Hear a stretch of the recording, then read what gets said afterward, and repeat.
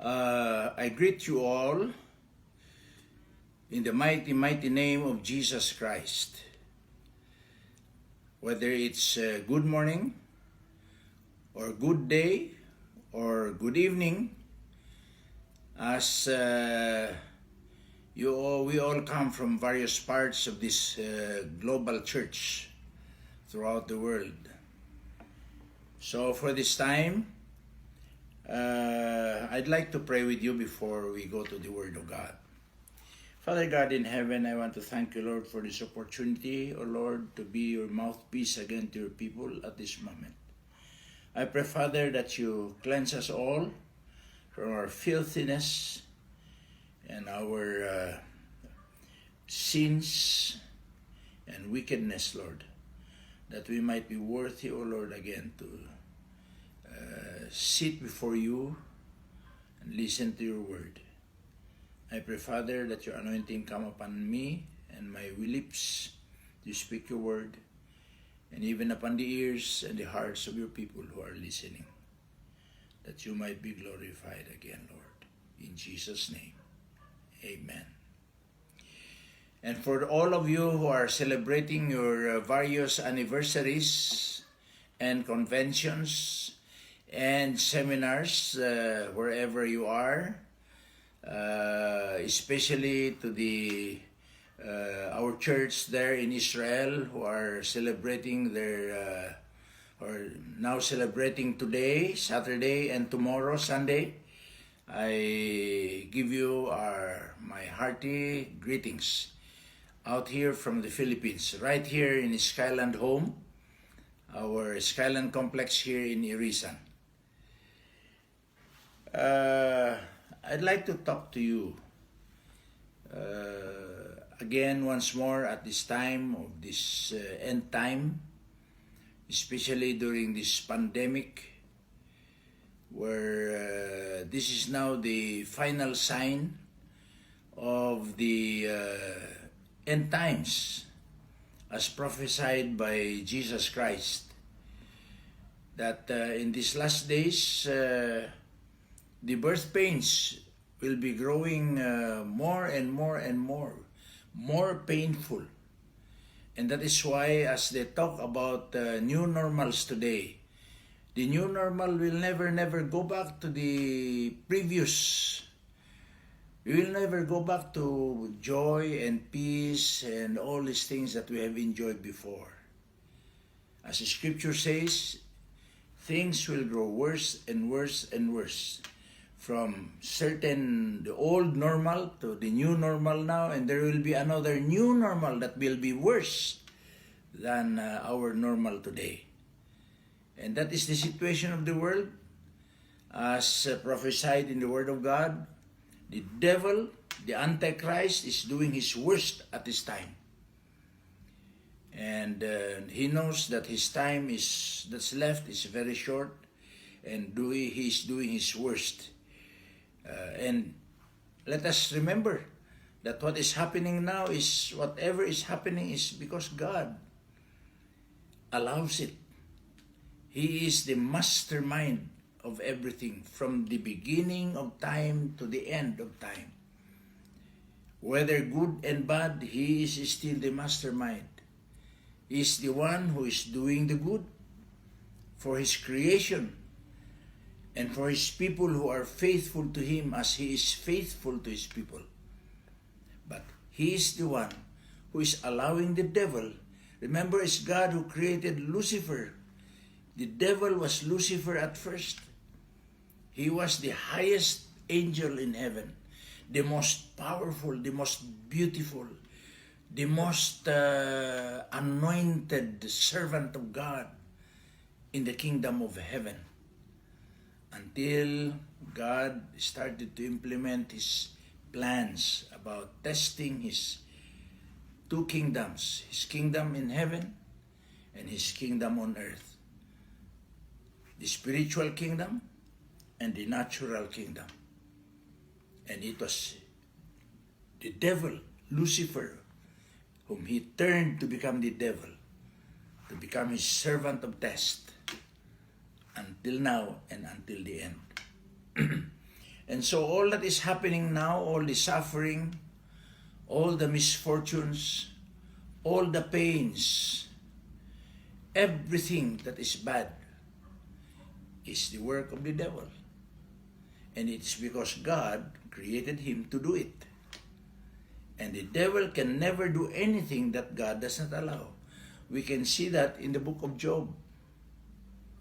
And even the history of humanity from the beginning of time until now. It is God who is allowing the devil. Remember when God sent the devil to test Job? The devil could only do what God allows. When God said, you can do anything that belongs to the man, but do not touch the man.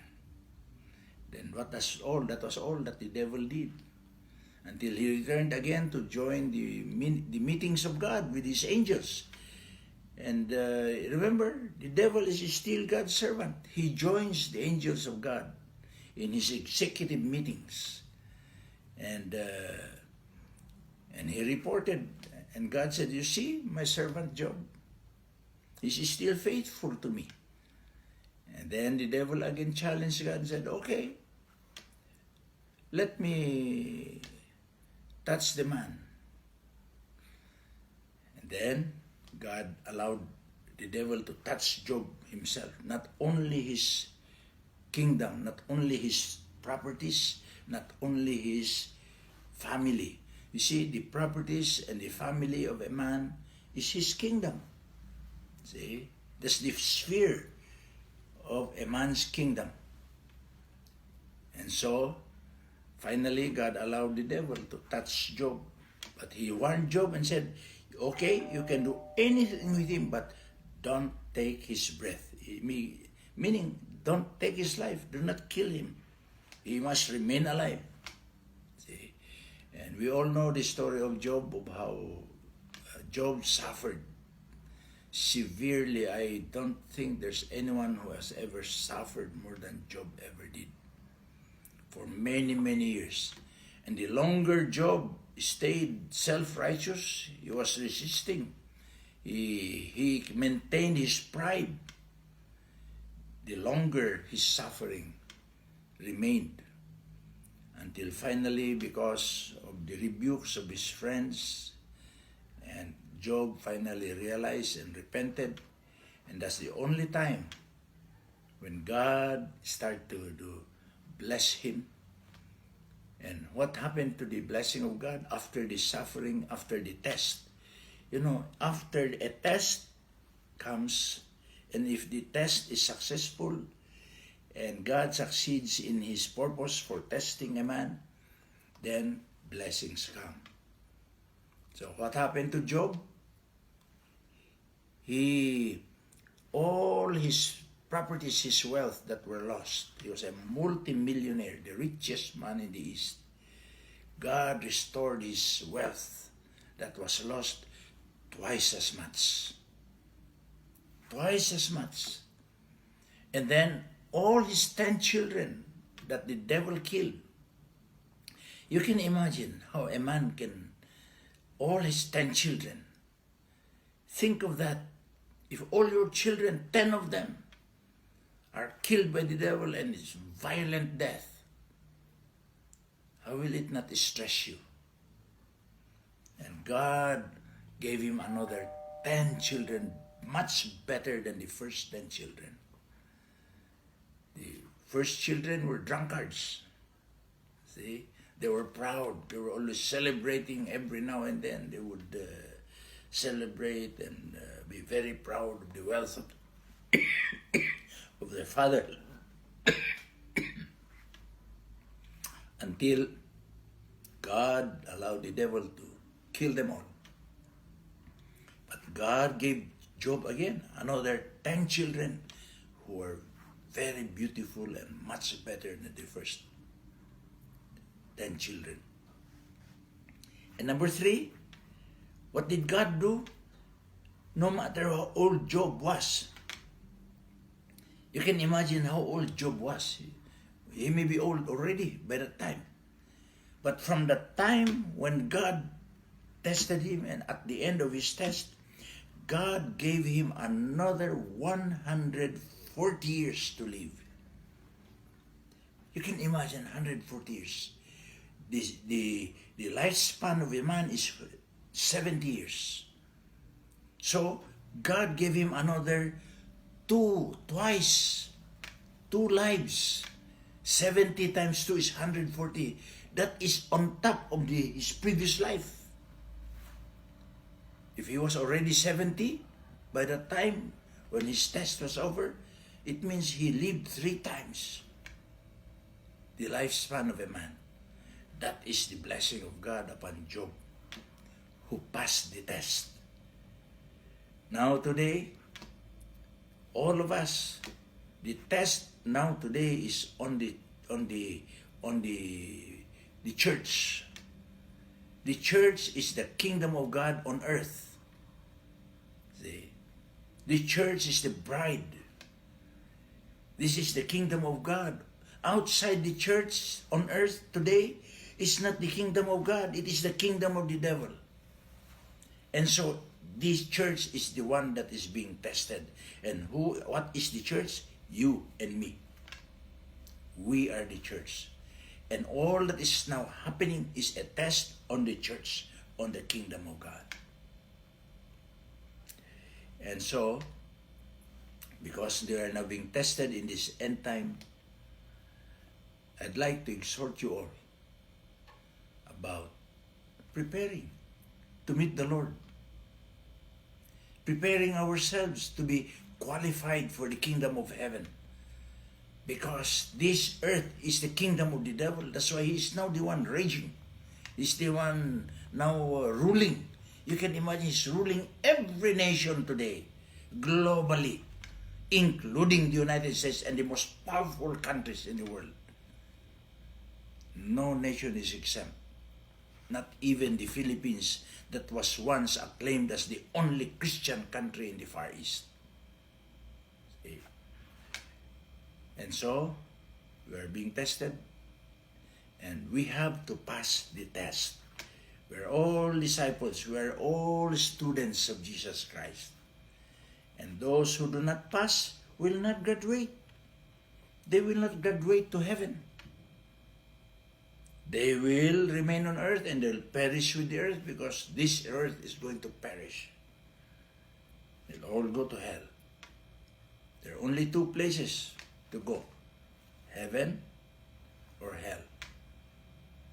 These are the 2 places after death, until God restores the new earth.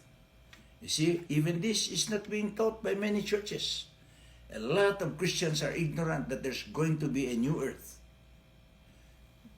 Anyway, we cannot learn it all in one sitting. But what I want to teach today is just to remind every one of you to prepare, because this is now the final test. And remember, only those who do the will of the Father. Jesus said, not everyone who says to me, Lord, Lord. He's talking about the Christians who call him Lord.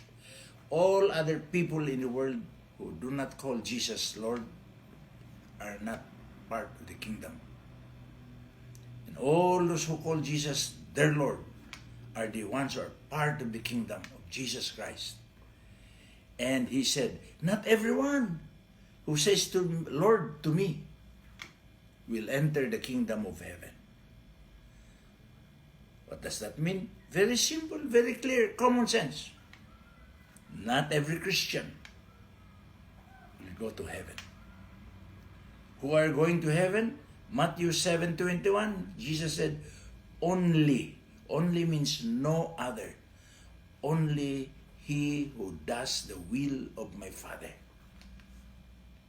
So only those who are doing the will of the Father will be able to go to heaven with Jesus Christ in the end. They are the only ones who Jesus will come to take and bring them to heaven to the wedding banquet. And after the wedding banquet, he and his bride, the church, will come back. He is the king and the church is the queen. They will come back. If you will be one of them, you are lucky to rule on earth in the millennium. 1,000 years. Kingdom of God. Kingdom of Jesus Christ here on earth. This earth will no longer be the kingdom of the devil. Jesus will come to conquer it and capture it and recapture it for himself. And he will be the King of kings and Lord of lords. So let us prepare. Now, we cannot, everything in this Bible, the Word of God, tells us how to prepare. But for this time, I'd like us to look into the third chapter of the book of Colossians. The letter of the great Apostle Paul to the Colossians, chapter 3. And I'd like you to follow me in your Bibles. Okay? So, chapter 3 of Colossians teaches us how to prepare in this end time. And he says, let's start. If you have your Bibles and if you have in your meetings and you have a projector and you can project the chapter of Colossians chapter 3 and study it with me as I preach here. All right? Paul says, since then you have been raised with Christ. What does being raised with Christ mean? You have died through baptism. Romans chapter 6 says, we died through baptism and we were raised up again. See? So if we became believers and we were baptized and raised with Christ, then we are the ones that Paul is referring to. I'd like to warn you all, we all need to be baptized. If you think you're a believer and you are not baptized after believing, then you have not been raised with Christ. Okay? Since then, you have been raised with Christ. Set your hearts on things above. Right? Your hearts. There are two important things that Paul is talking about, the heart and the mind. Remember, the heart is the residence of desire. Desire, love, you desire. You can become obsessed with the desires of your heart. Okay? And he says, since then you have been raised with Christ, which means you are a true believer, you're a real follower of Jesus Christ. He commands us to set our hearts on things above. What is above? Meaning heaven. Our heart should be things set on things above in heaven, not on things of the earth. And he says, on things above, where Christ is seated at the right hand of God. So he's talking about the third heaven. He's not talking about the first heaven, which is the atmosphere here on earth, where there's air. It's part of the earth. Air is part of the earth. It's the first heaven where the birds fly, the birds of the heavens. And the second heaven is outside the atmosphere, which can be seen by the eyes. There, the cosmic atmosphere, where we can see the stars and the planets. You cannot see the planets, but by what do you call this? Telescope, powerful telescope, you can see the planets outside. And that's the second heaven. But the third heaven cannot be seen by the naked eye. No man can see the third heaven, where God abides. That's the abode of God. And it's there where Christ is seated at the right hand of God. So the first verse says, we must set our hearts. What does that mean, setting our hearts? all our desires, our ambitions, our plans, our desires on things above in heaven. The second one is in verse 2. He again says, set your minds. Set your minds. Aside from the heart, set your minds on things above. Again, on things in heaven. Not on earthly things. What are earthly things? The things of this earth. Not both tangible and intangible. What are intangible? Tangible, of course, is money, gold, silver, property, houses, family, wives, husbands, houses, cars, and properties. What else on earth? Intangibles. What are intangibles? Honor, position, the things we are proud of, profession, career, all these things, intangible things, security. Okay, I used to be an insurance man. And insurance is an intangible product. It's only an idea. It's not like anything you can hold and touch. See? And what is the reason why Paul says we must set our hearts and our minds on things above, not on earthly things? For you died, and your life is now hidden with Christ in God. For we died when we believed. We have surrendered our lives to Christ to follow Him and to die with Him.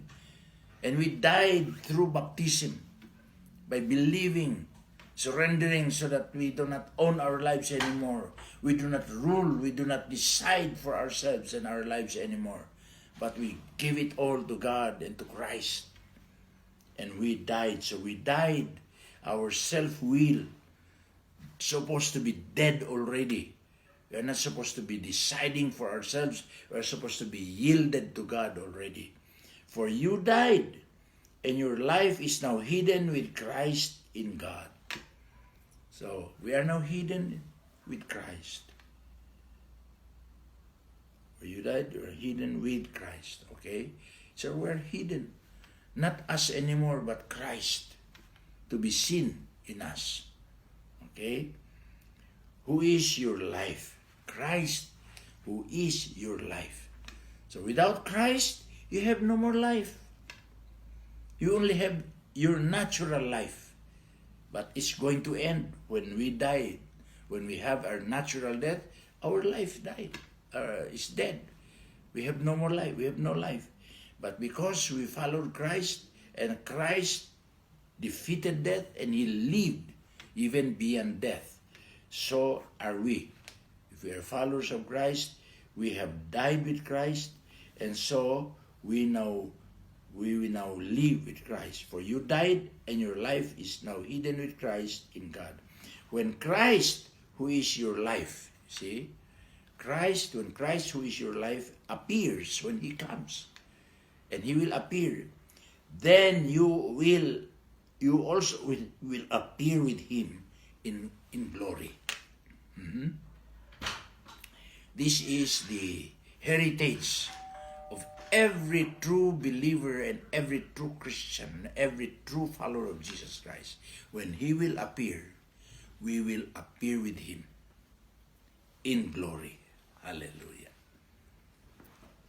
Mabubuhay tayo. See? So, what does He tell us to do to prepare? So that we will be entitled to this heritage.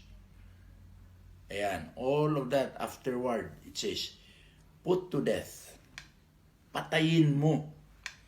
Put to death, therefore, whatever belongs to your earthly nature. everything that belongs to our earthly nature. What is the earthly nature of the human nature?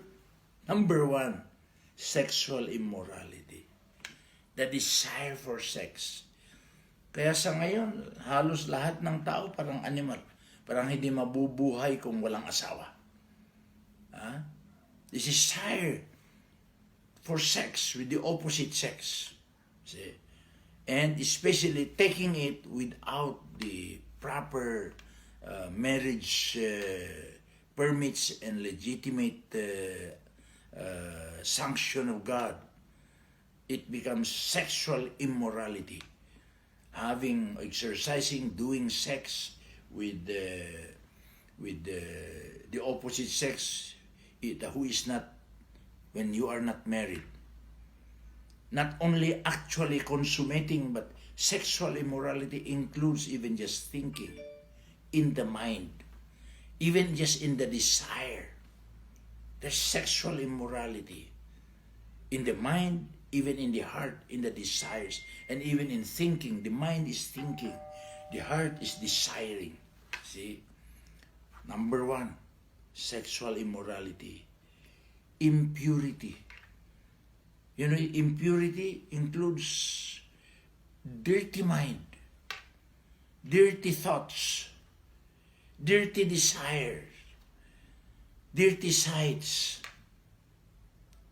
dirty speech, impure, dirty, dirty in every way, in everything. That's impurity. No purity. You are not pure, you are not sincere, you are not true. Okay? What else is it? Again, you see all in one. Lust. Lust is the desire for sex, desire for the opposite sex. See? Evil desires, desiring what is evil. See? Not only sex, but even material, even honor and position, and even food. Yeah? What is that? Evil desires and greed. Greed, which is idolatry. You can imagine, greed is idolatry. Greed encompasses every area of life. Even greed for food. You are not satisfied with a plate of food. You want to always fill it, even if there are so many others eating with you. Then gulping your food, putting plenty in the mouth. That's greed. Evidences of greed, like an animal. You see? Greed for money, for wealth. Greed for honor. Greed for possession. Greed for additional wives and husbands. Okay? Greed for anything. Okay? And this is considered idolatry. Which is idolatry? According to the Word of God. Okay? So, excessive desire is greed. When you so desire something, it is greed. Okay? And it is a sin. It is idolatry, and it's one of the number one sin. In the Ten Commandments, God deals with idolatry first. That's the number one commandment against idolatry. And Paul says, because of this, what's this? Immorality, impurity, lust, evil desires, and greed, which is idolatry. Because of this, the wrath of God is coming. These are the number one sins. The wrath of God is coming. What does that mean? The anger of God. And when it comes, what is the result? Consequence of the sin. So when we are guilty of these sins, the Word of God says, it's coming. It's coming. It's going to come. And if we do not clean ourselves of these things before He comes, we will be consumed by His wrath. What will be His wrath? Judgment. Okay? What does it further say to us? You need to walk in these ways. We need to walk. We need pangangailangan. It's not just a desire or want. No, it is a need that we need to walk in these ways. In the life you used to walk in these ways. I'm sorry. You used to walk in these ways in the life you once lived. In other words, the life in the world is characterized by this. These are the things that characterize the life in this world where you are not with Christ and you are not of God, but you are worldly. But now, Paul says, you must rid yourselves of all such as this. Kailangan maglinis tayo. Ano ang mga lilinisin? Bukod pa doon sa unang napaka-importante, what are we need to rid ourselves, we need to clean ourselves. Rid means remove. Entirely get rid, to remove, to clean. Anger, ayan, galit, rage, malice. What is malice? Having bad intentions, bad thoughts. See, binabaliktad mo mga bagay-bagay. You're malicious. See, malice, slander. Slander is talking against another person. Whether he is your enemy, or just your neighbor, or just anybody, or even your friend, or even your family member, slander is talking against anyone. Who is not guilty of this? Especially when we hold some grudge against someone, it will always come out in the mouth. Talk against him. See, no one is exempt, not even myself. Right now, as I preach to you, I'm preaching also to myself. See? And filthy language, dirty language, green jokes, filthy language from your lips. Kailangan tanggalin ito. Yung marumi, unclean speeches. Do not lie to each other. See, even lying is filthy language. Do not lie to each other, since you have taken off your old self with its practices. Ayan. Mula nang sinurrender mo ang sarili mo kay Kristo, dahil nanampalataya ka at sumunod ka, you are supposed to have taken off your old self, which is characterized by lies, lying. Okay? And have put on the new self, which is being renewed in knowledge in the image of our Creator, its Creator. Kailangan laging nare-renew.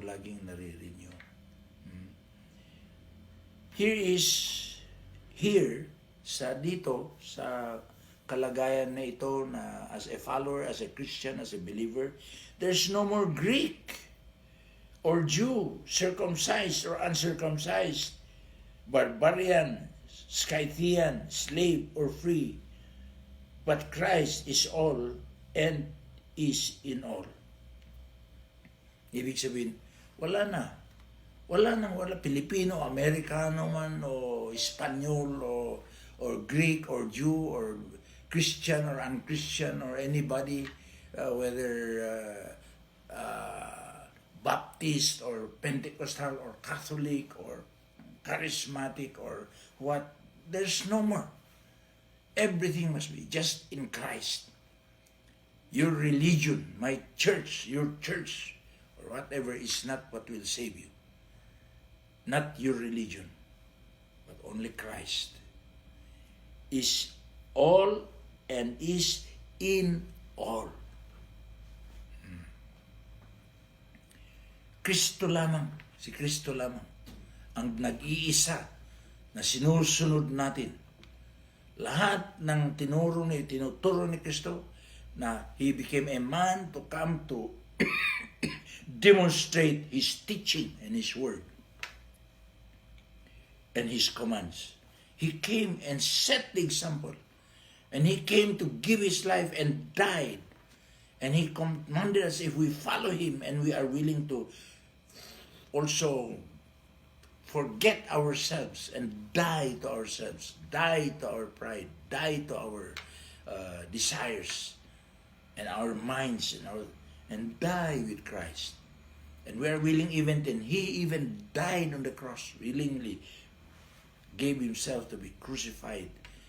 And He who does not die, we are unwilling to give up also His life for me, who is not worthy of me, said Jesus.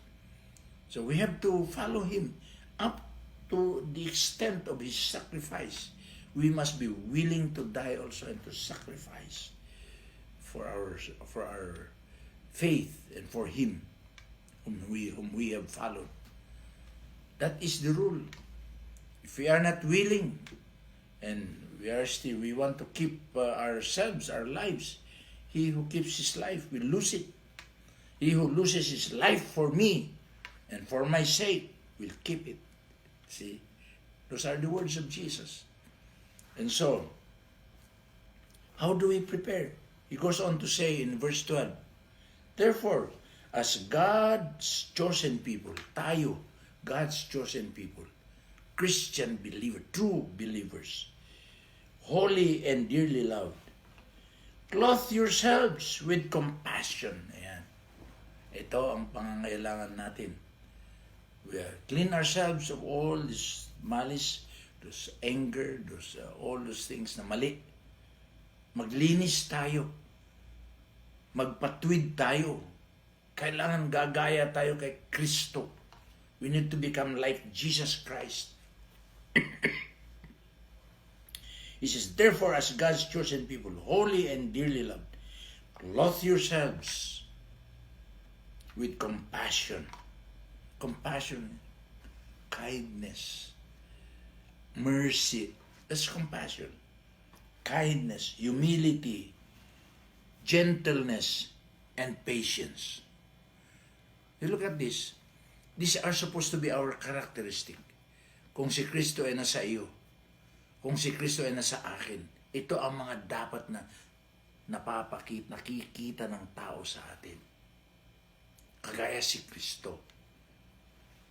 Bear with each other and forgive whatever grievances you may have against one another.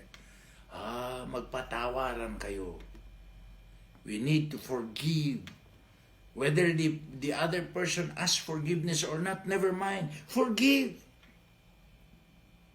You do not have to wait for the person to ask for forgiveness. If you do not forgive, because he does not ask for forgiveness, then you are unforgiving, and unforgiveness is unforgivable, according to Jesus. Okay? He says, you must forgive whatever grievances you may have against one another. Forgive as the Lord forgave you. If you expect and you know and the Lord forgave you, we are obliged to forgive others, whether they ask forgiveness or not. And over all these virtues, on top of all of these virtues, napakadami. You can imagine, it is all of life, practically. Over all these virtues, put on love. Ayan. Pagmamahal. Pag-ibig, which binds them all together in perfect unity. Love. That's why loving God and if you love God and you love your neighbor, you truly and sincerely, then you have already fulfilled all the laws of the prophets and the laws of God. See? So he says, over all these virtues, ito ang pagbabalot sa over it all. put on love, which binds them all together in perfect unity. Let the peace of Christ rule in your hearts. Kailangan laging nasa puso natin ang katahimikan, peace, the peace of Christ. Since as members of one body, you were called to peace. We were all called to peace. Ito ang calling natin pala. Lahat ng members of one body, which is the body of Christ, which is the church, we were all called to peace. And be thankful. Be thankful. Pagpapasalamat. All of these are virtues. Let the word of Christ dwell in you richly. Ayan. Let the word of Christ dwell in you richly as you teach and admonish one another. Hallelujah. Kailangan ang mga salita ni Kristo, itong mga salita ng Diyos, mga salita ng Kristo ay we must be full of it. Lagi tayong knowledgeable. Kaya kailangan mag-Bible study, umattend ng mga Bible studies, magbasa ng Bible ninyo, makinig sa mga katuruan. Mga teachings na itong pinapakalat natin. To the apostles' teachings. That's number one. During the very first believers, they set themselves on the apostles' teachings. Okay? All the words of Christ must dwell in you richly as you teach and admonish one another. Paano pag-admonish, pagtuturo at pag-sharing with one another? As you admonish one another with all wisdom, and as you sing psalms, hymns, and spiritual songs with gratitude in your hearts to God. Parang tinutumbas niya ang pag-share natin sa mga iba as if we are singing. Masarap pakinggan ang music. Kaya pasasarapin natin ang ating pagturo at pag-share sa mga iba, sa mga kapatiran natin para gustong-gusto nilang pakinggan ang ating mga sharings. See? So, as you admonish one another with all wisdom, and as you sing psalms, hymns, and spiritual songs, with gratitude in your hearts to God. And whatever you do, whether in word or deed, lahat ng ginagawa, whether pagsasalita in words or paggawa sa mga ginagawa natin or deeds, do it all in the name of the Lord Jesus Christ.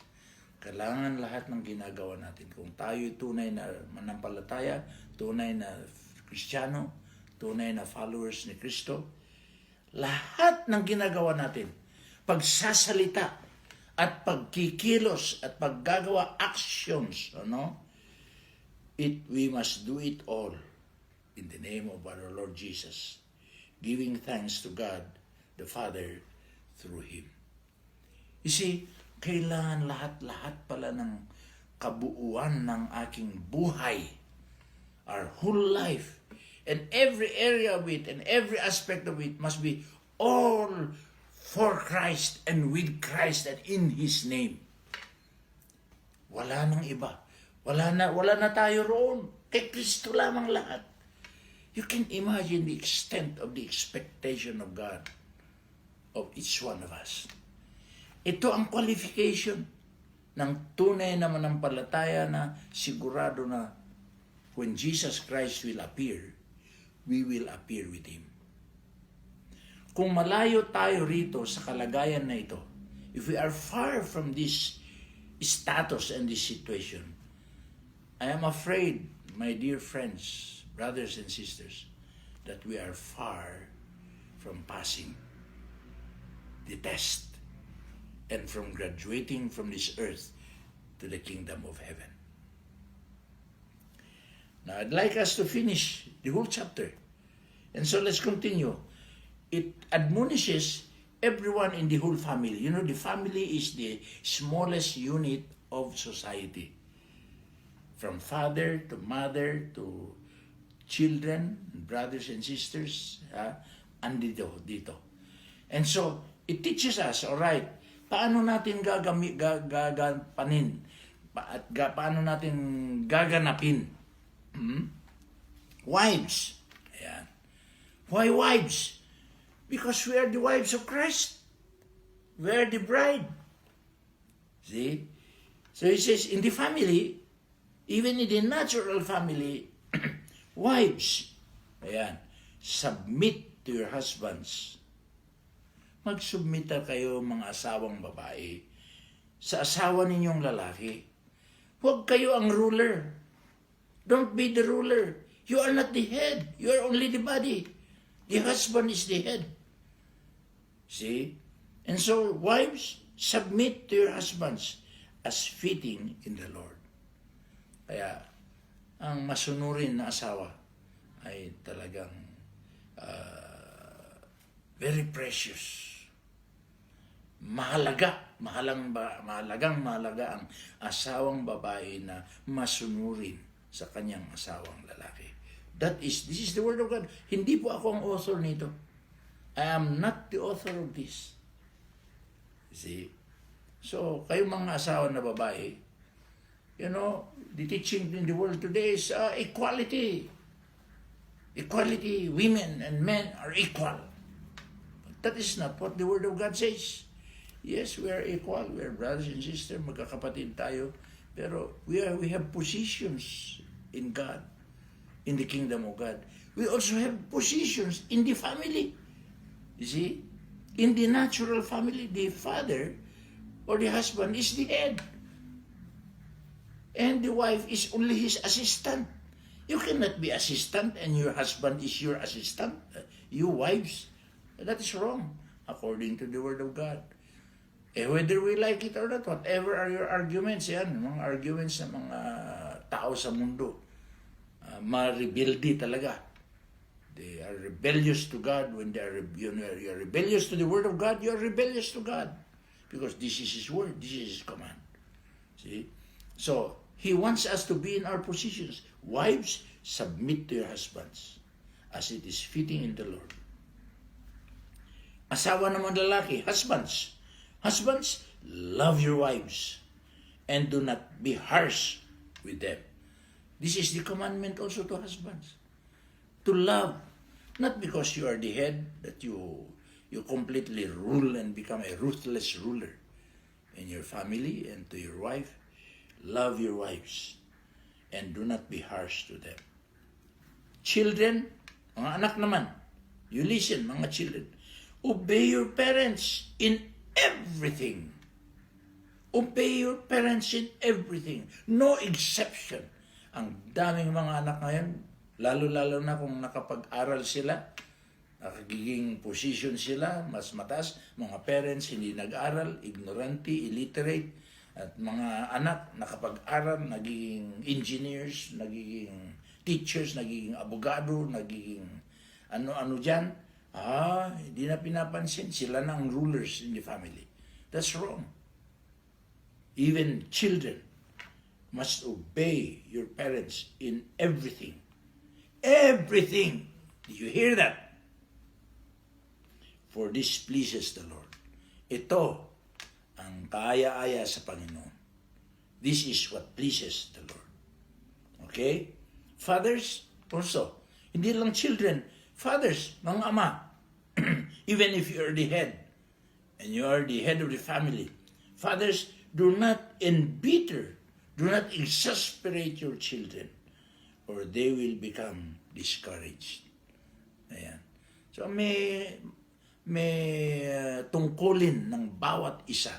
Everybody in the family, everybody in the society. Slaves, what are slaves? Actually in scripture, slaves are employees.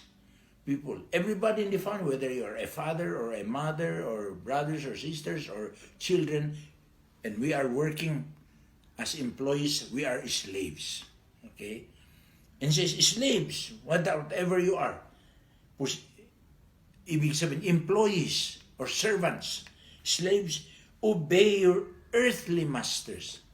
Kung ikaw nagtatrabaho sa kumpanya or for a certain employer, kahit isa lang employer mo o family employer mo, obey your earthly masters in everything again.